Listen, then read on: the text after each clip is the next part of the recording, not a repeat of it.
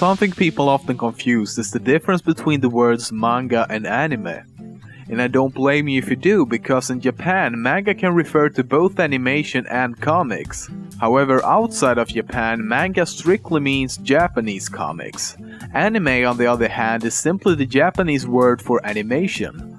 And before the word anime came about around the 1980s, people used the word Japanimation to specifically describe Japanese animation. But to make it simple, anime means animation and manga means comics.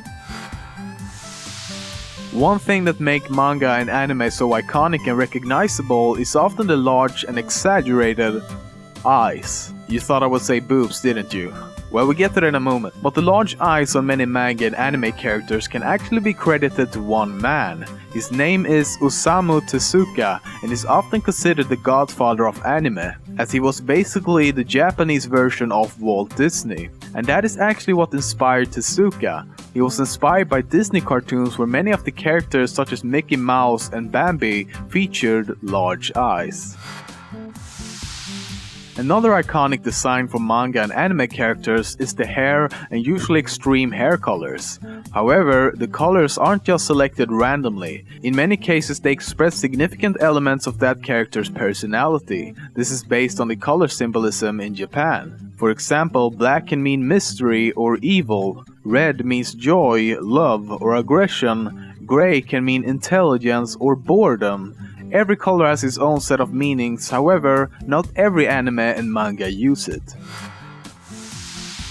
In Japan, around 200 new anime appears on television every year, and more paper is used for printing manga than for making toilet paper. Anime is such a huge phenomenon in Japan that Japanese animation accounts for over 60% of the whole world's animation-based entertainment. The highest grossing anime film of all time is Spirited Away by Studio Ghibli, which has grossed over $270 million. At second place comes another Studio Ghibli film, Howl's Moving Castle, at over $230 million. The longest running anime series as well as the longest running animated series worldwide is a show called Sasei-san. It began airing in Japan in 1969 and currently has over 2,255 individual episodes. It could also be said to have over 6,000 episodes depending on what counting system you use. The most amazing thing about this series though is that it's still in production after all these years.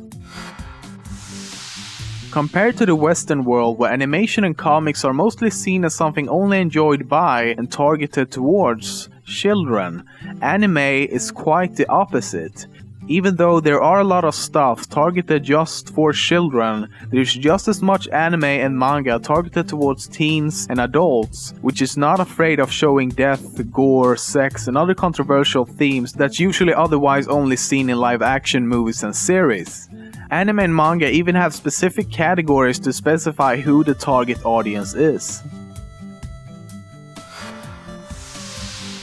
Anime is a Japanese word, and since they don't use plurals in Japan, the plural of anime is anime and not animes.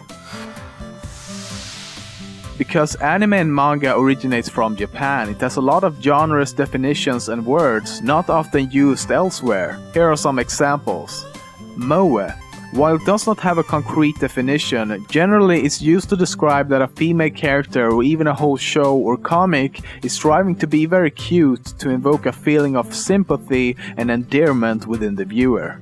Fan service. Sexual elements specifically included to please the audience that are usually unnecessary to plot development.